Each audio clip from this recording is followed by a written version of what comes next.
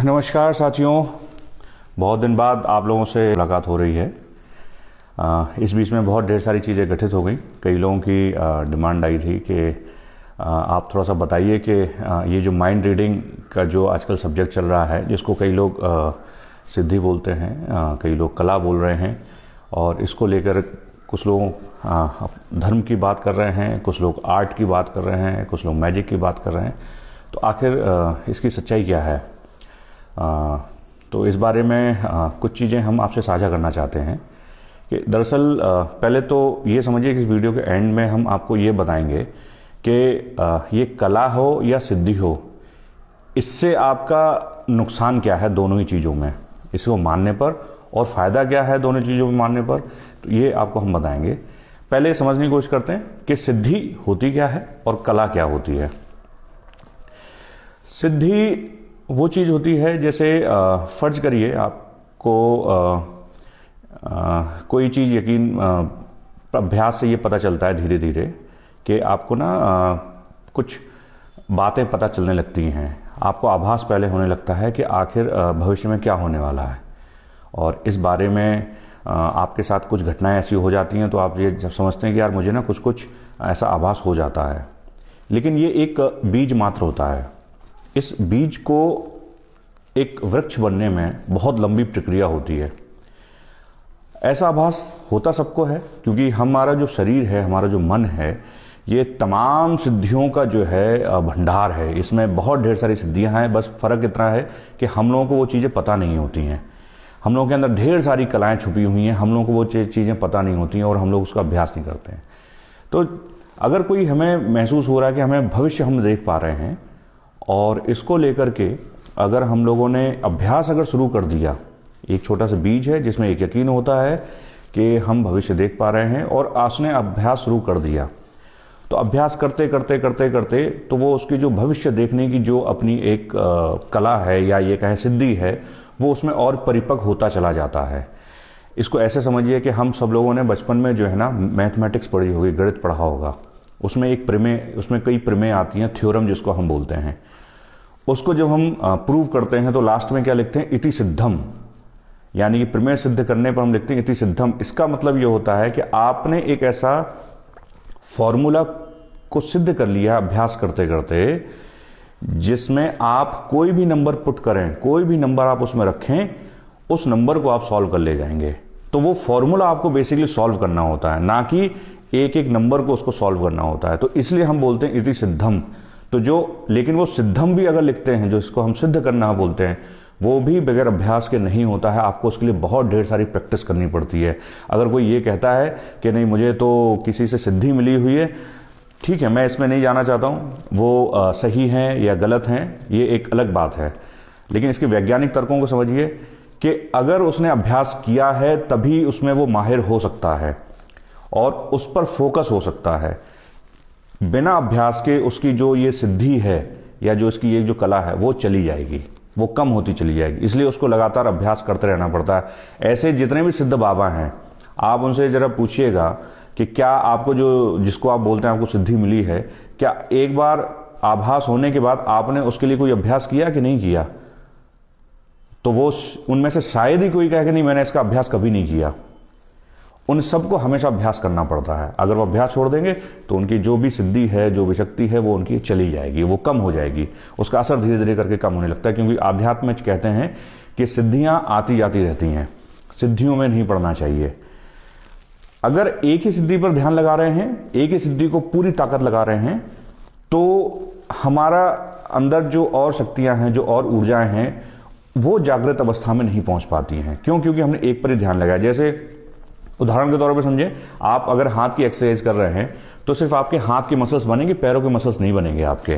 तो आपको पूरी बॉडी पे ध्यान लगाना पड़ेगा ताकि जो है आपकी पूरी बॉडी पे मसल्स बने।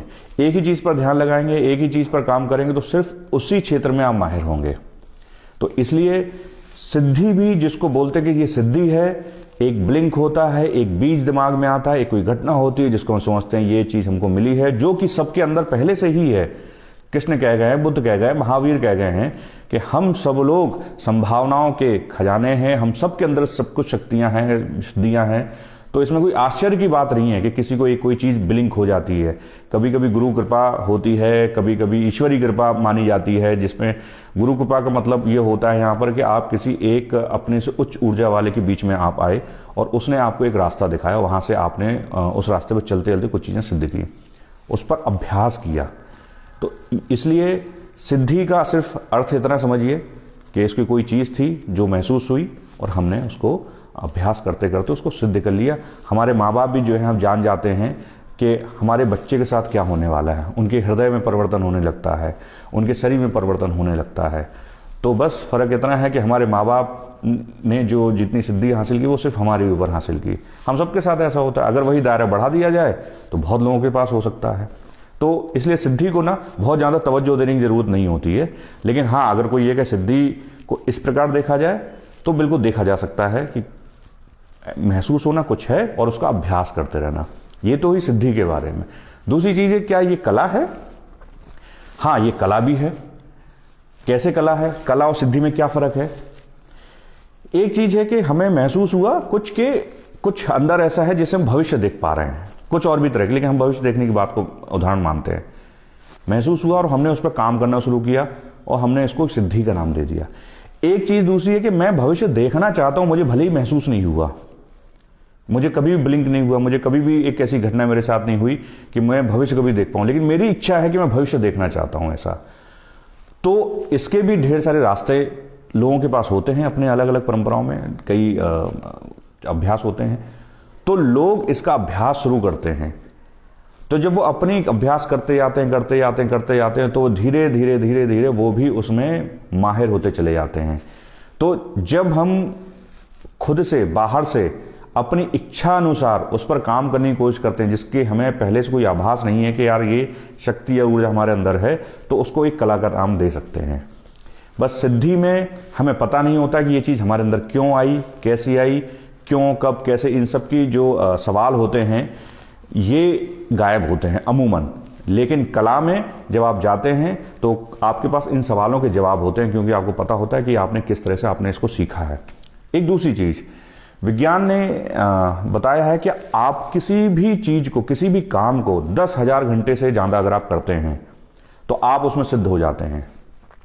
अगर कोई मुझसे कहे कि आपके लिए सबसे सिद्ध वाली चीज़ कौन सी लगती है, कि मैं कहूँगा कि अरे जो अंग्रेजी बहुत अच्छी बोल लेता है, फर्राटेदार अंग्रेजी बोल लेता है, वो मेरी नज़र में बड़ा सिद्ध आदमी है।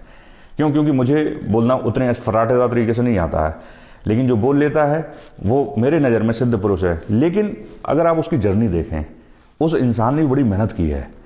वो मेहनत करते करते वो सोचता भी अंग्रेजी में है, ये सिद्धि है। वो सोचता भी अंग्रेजी में, हर चीज़ अंग्रेजी, मतलब वो जैसे भी हो वो करने लग जाए, उस काम को करने लग जाए, उस काम को पूरा कर ले जाए, सफलतापूर्वक पूरा करने लग जाए। ये इसको हम बोलते हैं सिद्धि, यानी कैसे भी करके हम कर लें। कला में हमें स्किल का ध्यान ज़्यादा रखना पड़ता है। स्किल का अगर हम कहीं चूकते हैं तो जरूर कला कहीं ना कहीं थोड़ी गड़बड़ा जाती है। इसलिए कला और सिद्धि में बेसिक फ़र्क इतना है।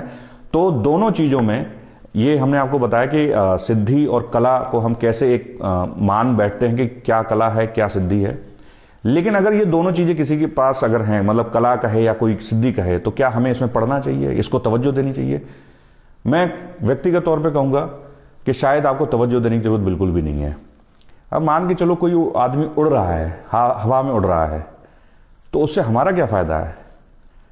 क्या वो हमारे अंदर के दुखों को कम कर सकता है, हमारे अंदर गुस्से को कम कर सकता है, हमारे अंदर के ईर्ष्या को कम कर सकता है? क्या हमारे अंदर प्रेम भावना पैदा कर सकता है? नहीं कर सकता है। क्योंकि किसी व्यक्ति ने अगर सिद्धि हासिल की है तो इसका मतलब है, और वो प्रदर्शन अगर कर रहा है, इसका मतलब है कि उसने अपने सूक्ष्मतम लोकों पर ध्यान नहीं दिया, यानी कि सूक्ष्मतम जो विकार हैं उसके, उस पर ध्यान नहीं दिया। सिद्धियाँ अभ्यास करते करते आध्यात्मिक सफर में आगे बढ़ते बढ़ते बहुत आती हैं, लेकिन सभी परंपराओं में, खास सनातन परंपरा हो, चाहे बौद्ध परंपरा हो, महावीर परंपरा हो, लगभग सभी परंपराओं में सिद्धियों को पब्लिक के सामने दिखाना मना किया गया है, वर्जित किया गया। क्यों किया गया है? इसका मेन कारण है कि जब आप सिद्धियों पर काम करते हैं तो आपका आध्यात्मिक अभ्यास रुक जाता है, आपका सफर रुक जाता है, आपके सामने ढेरों व्यवधान आते हैं। दूसरा सबसे बड़ा कारण है कि चमत्कारों को देख करके एक आम मनुष्य जो है ना आपका एक दास बनता है या आपका अनुयायी बनता है। क्यों? क्योंकि उसने आपके चमत्कृत स्वभाव को देखा है। दोनों ही चीज़ों में हमें सिद्धियों को बहुत ज़्यादा तवज्जो देने की ज़रूरत नहीं है। जिनको सिद्धियाँ आती हैं, वो जो बहुत अच्छे आध्यात्मिक अभ्यास करने वाले लोग होते हैं, वो इन सब चीज़ों को बहुत ज़्यादा तवज्जो नहीं देते हैं, क्योंकि सिद्धियाँ आती जाती रहती हैं और अलग अलग तरह की सिद्धियाँ आती हैं। कुछ 1 महीने रहती हैं, कुछ 2 महीने, कुछ जीवन पर्यंत रहेंगी, लेकिन उसको बहुत ज़्यादा भाव नहीं देते हैं। आध्यात्मिक सफ़र में कहते हैं सिद्धियों का मिलना आपके लिए एक उपहार स्वरूप होता है, एक रिवार्ड के स्वरूप होता है। इनके मिलने से पता चलता है हमें कि हाँ, हम सही ट्रैक पर हैं, कहीं भ्रम में तो नहीं जा रहे हैं। लेकिन अगर किसी को भी पकड़ के आप बैठ गए तो आपका आध्यात्मिक अभ्यास वहीं रुक जाता है। इसलिए सिद्ध बाबा या जो भी सिद्ध करने वाले अपने आप को दावा करते हैं ऐसा कि हम धर्म के प्रचारक हैं या जो भी बात है, तो हम ये आम लोगों से कहेंगे कि आपकी भौतिकवादी ज़रूरतें, आपका चाहे प्रमोशन हो, बच्चे की दिक्कत हो, शरीर की दिक्कत हो या आपके परिवार में कोई दिक्कत हो, वो शायद हो सकता पूरी हो जाए, और होती भी है बहुत लोगों की होती भी है। लेकिन कोई अगर ये कहे कि आपके मन की शांति इससे मिलेगी, तो ऐसा नहीं होता है। हम किसी चीज़ को मान लेते हैं कि यार इस घटना की वजह से या इस व्यक्ति की वजह से, इस चीज़ की वजह से ना हमें अशांति है, अगर वो चीज़ पूरी हो जाएगी तो मन में बड़ी शांति आएगी। ये बहुत बड़ा भ्रम है। इस भ्रम से निकलना पड़ेगा, क्योंकि ये भ्रम ही जो है हमें फिर ऐसे लोगों की तरफ आकर्षित करता है जो सिद्धि और इन सब चीज़ों को बहुत ज़्यादा तवज्जो देते हैं।